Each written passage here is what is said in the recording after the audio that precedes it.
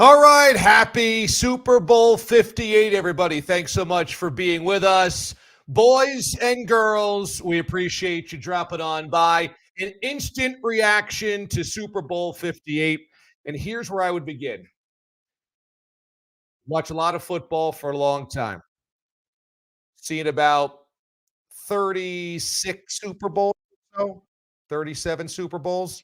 There's only two guys in my life that I've seen that feel and look like Patrick Mahomes. Joe Montana, Tom Brady. And it's as simple as this. There is rarely athletes that can do that where you get the ball back or you have the ball in your hand, you're at the plate in a certain situation, and you just fully expect it to happen. There's an inevitability about Patrick Mahomes, which is frankly unique, I think, aside from Montana and Brady in the NFL's last 40 years or so. I mean, of course, there's been other great ones, but in terms of the last 40 years, I would say those are the three guys. And this is what makes Patrick Mahomes so special at such an early age. There is such a multitude of ways that he is going to beat you. He can scramble with his legs, as we saw on a couple of huge first downs. He can obviously throw a rocket, a laser downfield if needed, like we saw in the big play early in that game that they did not score on, or he can just dink and dunk you to death. And above all, there is no flappability. There is absolutely no nerves. There's absolutely no freaking out. What do we do now? And there is a very Jordan-like quality to this, where really good teams and really good opponents were stacked up against Michael Jordan in his prime, and he just took them out very methodically. And I feel like this Niners team is going to go down as that type of kind of mark, a little bit like the Utah Jazz or the Indiana Pacers or the Phoenix Suns or those New York Knicks teams that were really good and probably were deserving of a championship and could not break through simply because Michael Jordan was there. And now this is twice that Patrick Mahomes has done this to this San Francisco 49ers team. And this time around, it has to be even more gut-wrenching because even though the first time the 49ers had a 10-point advantage in the fourth quarter, in this game tonight, I think until that final drive in overtime, the 49ers had outplayed the Chiefs for 60-plus minutes. I mean, almost everything that the Niners needed to do, they did through the first drive of overtime. And yet here we are, and the confetti falls down once again on Patrick Mahomes. The inevitability of Mahomes is something that is breathtaking in many ways. And it becomes exhausting for those that he beats. It becomes perhaps annoying or frustrating to even the casual fan because it feels like it's always this way. But I just think you have to sit back and really revel in this idea. And it wasn't always easy for anybody beaten by the Patriots, and it wasn't always easy for anybody beaten by the 49ers. But that type of inevitability is so unique and so special that we saw it once again. That overtime drive is not beautiful. It is not something that's a work of art. It is just this kind of clunky resourcefulness that Mahomes always seems to have. And I say clunky only because it's not a dazzling 40-yard touchdown strike tonight that does it. But this year's Mahomes and this year's Chiefs needed it to be clunky because they just didn't ever put it all together to look beautiful, and it didn't matter. It just didn't matter. The decision by Kyle Shanahan will be torn up a million times over about taking the football first at overtime under the new rules. Now, under the old rules, where you're touchdown first, you are out of dodge, you win the football game. It's obviously a no-brainer. You take the kick, you take the first possession. In this case, there's an argument to be made that it is the mistake. It is a huge mistake, and it is yet the next mistake of Kyle Shanahan. But I will tell you, I think it's defensible. I do. I think it's defensible. Now, here's why. In this case, it came back to kill him because Mahomes had the ball last. And that's what everybody's going to focus on tomorrow. And look, the way that it played out, I can't criticize that take. Because the way that it played out, it did come back to kill Kyle Shanahan. But here's why it's defensible. In today's NFL rules, where both teams can score a touchdown and we then get to a third possession, where both teams can score a field goal and we go to a third possession, it makes the third possession the sudden death possession.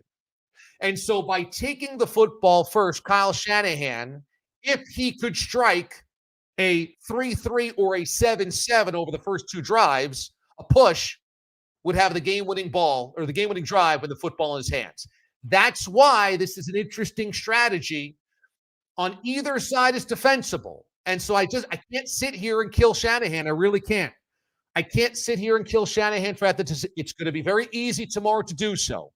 But again, if you play this out and you score 3 and the Chiefs score 3, or you score 7 and the Chiefs score 7, you have the sudden death possession after that. Now, it didn't work out that way because you had 3 and they got 7. But that's the way that you can defend that decision from Shanahan.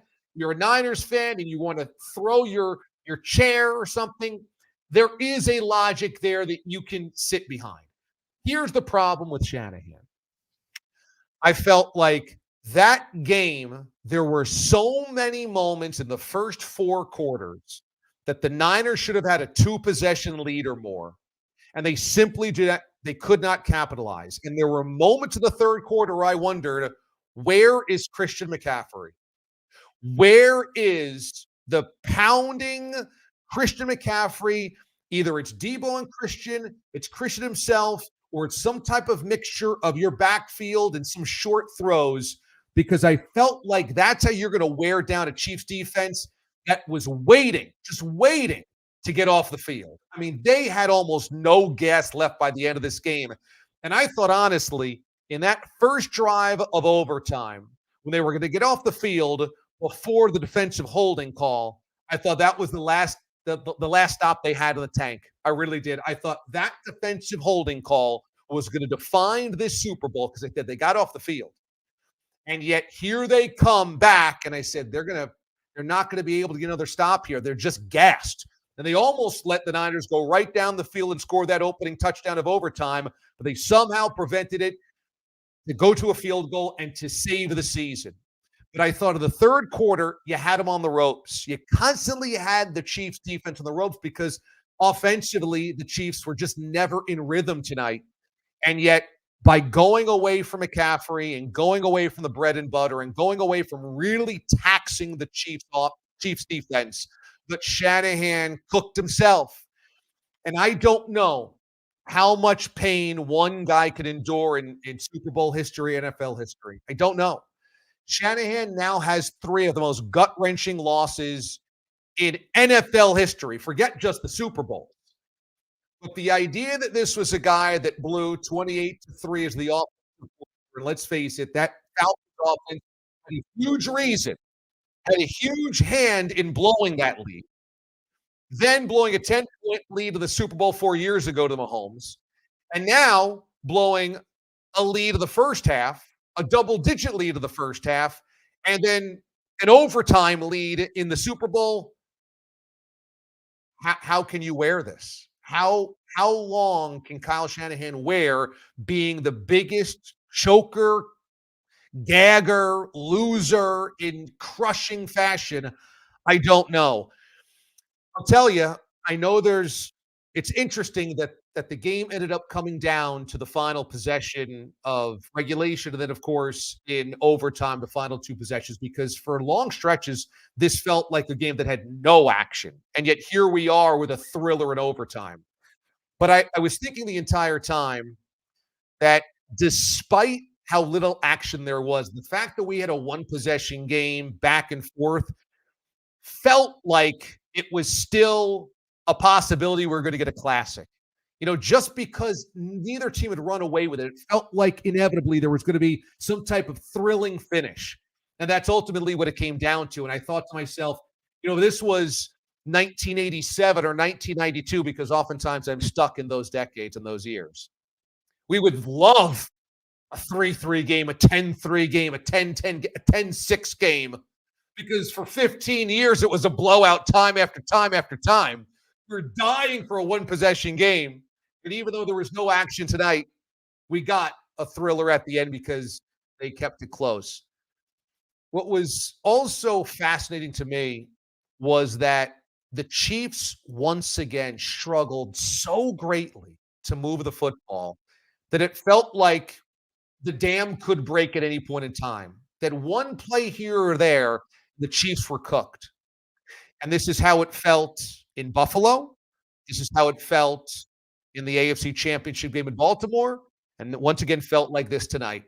That the Chiefs were always playing with fire. And if they got behind by 2 scores or so, it was going to be curtains. And up until the fourth quarter, when Mahomes and the offense finally came alive, the MVP of this game was the pass rush of the Niners. They were all over Mahomes. And this was the key to it all. The two-sided coin in this game was going to be whether the Chiefs' defense could blitz Brock Purdy effectively and Spagnuolo exotic blitzes and throw Purdy off. And if they could, they were going to keep this thing close for Mahomes. And the flip side was, could the Niners pass rush get to Mahomes without a blitz? Because if they didn't have to send the house, that meant they could keep their defensive backs back, and Mahomes would have trouble getting downfield. Well, aside from the big play in the first half that ended up nothing because Pacheco ended up fumbling, there was nothing downfield, nothing for the Chiefs. And so Steve Wilks and the Niners pass rush were the MVPs of this game through the first 3 quarters. But, I mean, at the end of it, it's why Mahomes is Montana, it's why Mahomes is Brady. If you let him hang around, he's coming out with the knife, and he's looking to stab you to death. He is the killer in every horror film. He's the slasher. He is waiting behind the door. He's waiting outside at the garage. He's waiting in the bushes for you. If you let him hang around, he is going to end up killing you. And here's what I found most impressive about Mahomes. This was a game where a less composed quarterback forces something. And he did on the one interception. That one interception I felt was the turning point of the game when it happened. I said, at this point, the Niners already lead by a score. It was 10-6, I believe, at that point in time. If the Niners went in for a touchdown there, I thought it was curtains. I thought it was over because the Chiefs simply, I did not think had the capabilities, the pass rush going the way that it did, to overcome a 2-touchdown lead. I didn't think they could climb that mountain.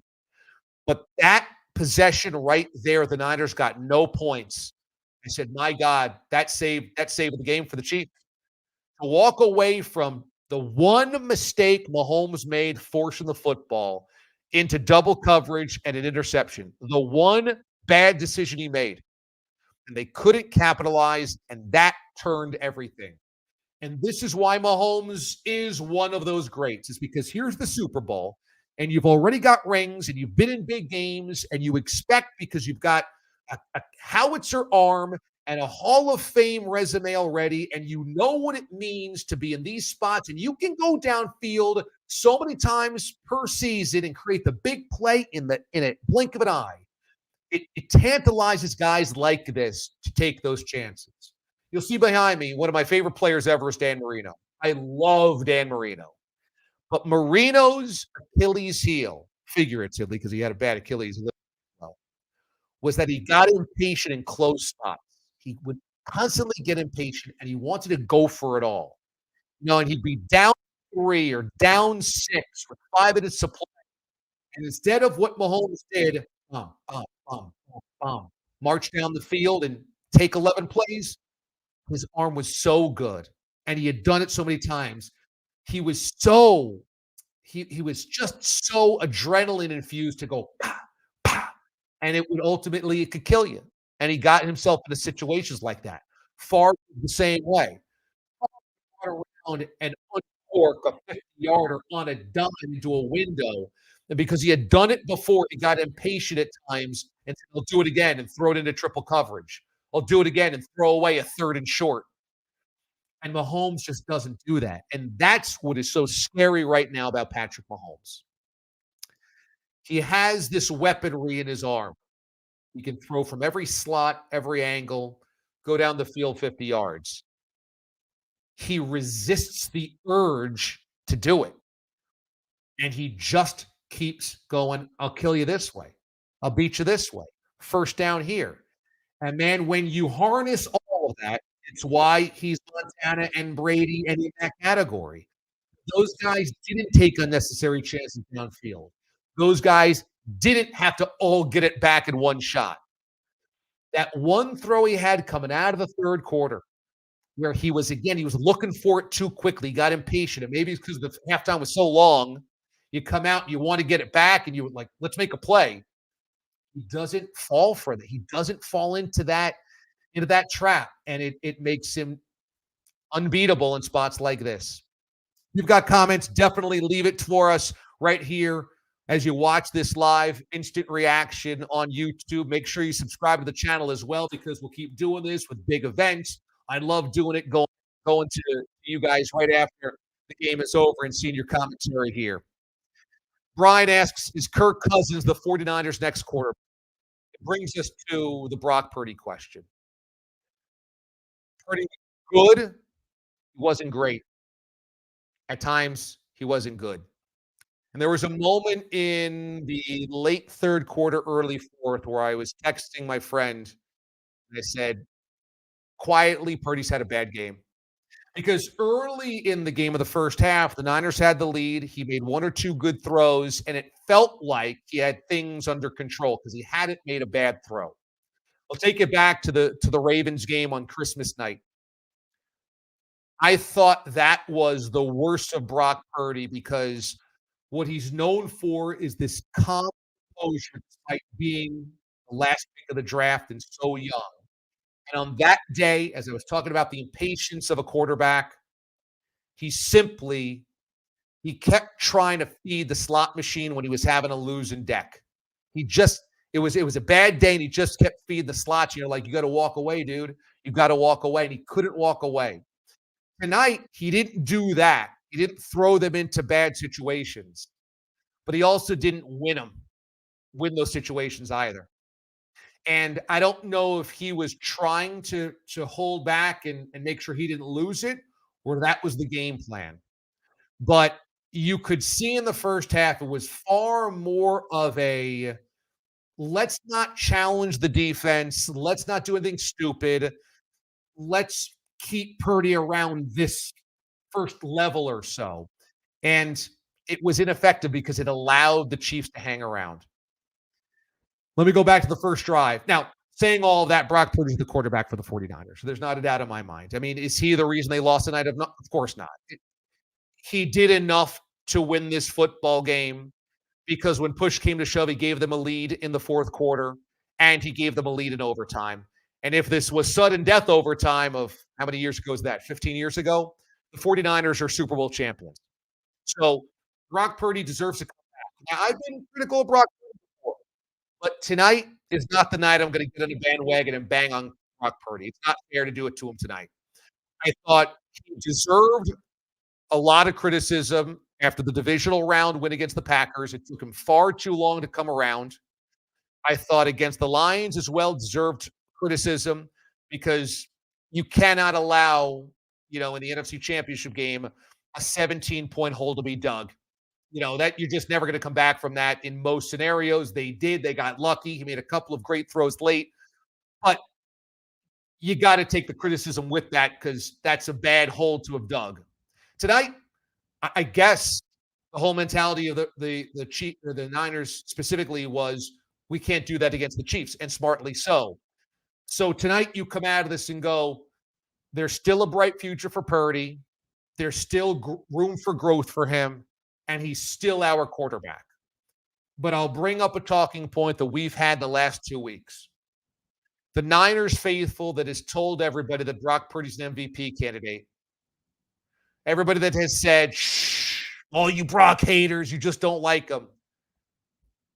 You got to hold off on that, because when he is due his extension, if these are the types of seasons you get, where Brock Purdy has nice regular seasons, but ultimately it's not good enough to win a Super Bowl, there's going to be plenty of 49ers fans that say he's not worth the $50 million the market rate's going to demand. That's when the rubber hits the road on him. But for now, he's still in this rookie deal. The Niners obviously have a great team around him, and you're going to keep running it back with him for the time being. I thought that one of the most crushing plays of this game was the early opening drive fumble by Christian McCaffrey. Now, after that, McCaffrey was a stud, an absolute stud. But that play was killer. Because that opening drive, Shanahan had the rhythm, and Purdy did as well. Run, pass, run, pass, pass, run. He was mixing it beautifully.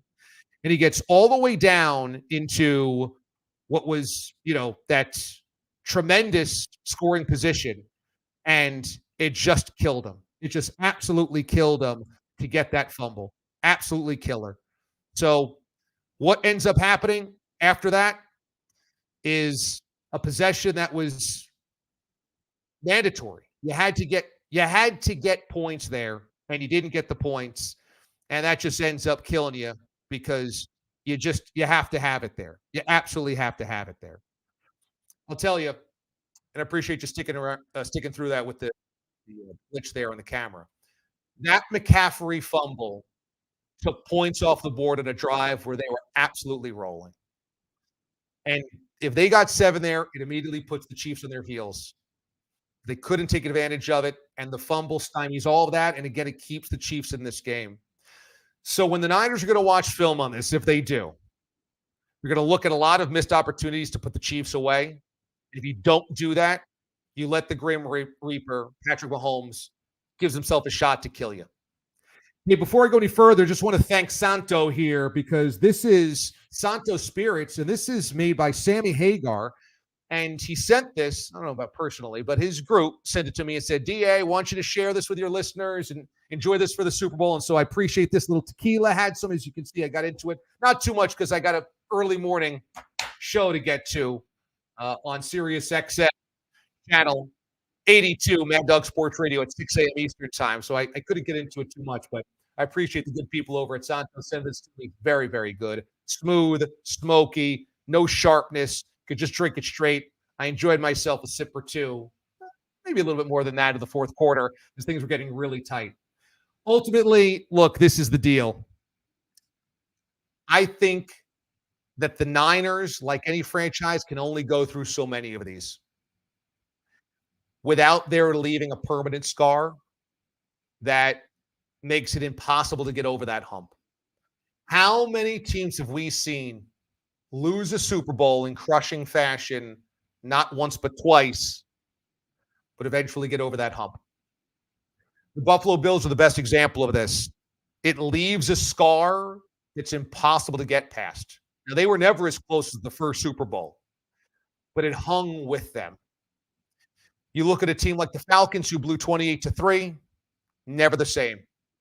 The Seahawks blow the Super Bowl against the Patriots, never the same. There was a Dan Fouts Chargers team of the late 70s, early 80s. Every year in the playoffs, it looked like it was their year. Some different way to lose in the postseason. They can never get over that hump. We've seen this many, many times over. And I think about the Denver Broncos of the 80s and then what it took for them to finally win. They lost the Super Bowl in 86, 87, 89. Each one of them progressively worse. They were not nearly as close as what the Niners have been. But they simply could not get there. They could not get over that hump. And it took a 10-year gap or an 8-year gap in between 89 and 97 to finally get over the hump. And they had to change coach, change the offensive mentality. It was no longer Elway chucking it deep. It was run of the football, Terrell Davis. And they had to build a different team. And I just wonder how often the Niners can do this and if this is their last great shot. It might sound like hyperbole, but there's scar tissue that builds up that makes it really hard to keep doing this. And there's a reason why only twice ever, or at least twice in the last 50 years, has a team lost a Super Bowl and come back to win the next year. Look what happened to the Eagles this year. It's so hard. And when you get here and you hold a lead, it stays with you like this. This loss will stay with you. It'll haunt you forever. We just had Torrey Holt on the show last week. Torrey Holt doesn't talk about the 99 championship. He remembered the 0-1 loss. Happens time and time again. Guys that won one but lost one. Had Golden Tate on the show as well. Golden Tate was not even part of the 2014 one, the loss to the Patriots. But that's the one, all those guys that he said, you can't escape it. He couldn't escape it. Emotionally, it hangs over you. The Niners are really loaded. They're really stacked. They're well coached largely. But you just don't know if you ever get back here, and you don't know how many cracks you keep getting. And I'll never forget how Darryl Talley summed it up for the Buffalo Bills in one of those NFL Films America's games. He looked back on the 4 losses and said, we had 4 bites at that apple, and we couldn't swallow. We choked every time, and it'll haunt us forever. The Niners have now had 2 cracks. I mean, this is largely the same team, mostly. They had 2 bites of that apple. They choked both times. I don't know how you keep coming back off that mat. I was happy the referees didn't decide it. I was happy that there weren't questionable flags. I mean, every flag is questionable, don't get me wrong, when the stakes are this high. I did not think, though, you walk away from this game and say the ref decided that game, and I was very happy about that. I thought at the end of the day, the summary is this Chiefs team this year was a better version than they were last year. They didn't have explosive playmakers on the outside just like last season. They didn't have great weapons. They couldn't put a lot of points on the board quickly. But they were resourceful enough to find a way to win a championship last year. This year was a lesser version of the Chiefs, except for on defense. They lost 6 games this year. It looked like they were unraveling. And yet the defense kept them in games, and tonight was kind of a microcosm of the season. A great Chiefs defense kept the game close enough to where Mahomes could ultimately put it away. The win for Andy Reid, it's 3 Super Bowl championships, pushing him ahead of Don Shula, Jimmy Johnson, and Tom Landry, all Hall of Famers. Tom Landry and Don Shula generally regarded as 2 of the greatest coaches of all time. Andy Reid now has another ring. Rarefied air. And anybody thinking that he was going to retire after this? You kidding me? He keeps running it back and just keeps stacking more rings. Like, you've worked your entire life to have this offense and this team and this quarterback to just keep running it back for championships. He ain't leaving now. He is not leaving right now. And is this a dynasty for the Chiefs? Absolutely. Because for the Chiefs, 3 championships. We said about the Dallas Cowboys of the 90s, 3 rings, nobody debates, that was a dynasty. This team right now is exactly that. And it was interesting to hear Mahomes after the game, when asked about whether this is a dynasty or not, say, yes, and we're not done yet. It is becoming very Patriots-esque, where they mess around in the regular season. You think that they're vulnerable. They don't have the 1 seed. They don't have the bye. We get them on the road. They don't look good. We have the MVP, whatever. And they keep finding ways to win. Who's next up to beat the Chiefs? Line them up. I think the Bengals have the best shot because I like Joe Burrow in a duel against them, and they've beaten him in the playoffs at Arrowhead. But I mean, damn, the list is short on what quarterback, coach, and franchise can line up and beat this team if this version of the Chiefs wins the Super Bowl. They had to play 3 playoff games, 2 on the road, come back from a double-digit deficit and a deficit in overtime. And offensively, they couldn't get anything going for 3 quarters tonight. If you can't beat the Chiefs this year, when are you going to do it? That's the question the rest of the NFL has to ask themselves. All right, we're going to wrap up here tonight, everybody. Thanks so much, because I got to get up in just a few hours to do my morning show on Sirius XM, Channel 82, Mad Dog Sports Radio. Thank you for watching. Subscribe to the channel. Let's do this more often, okay? After big games, big events, we'll go live and do it right here on YouTube. Appreciate you watching. Executive producer Aiden Hackett. AKA the Marquette Marvel. Have a great night, everybody. Super Bowl 58 goes to Patrick Mahomes and the Kansas City Chiefs. That's 3.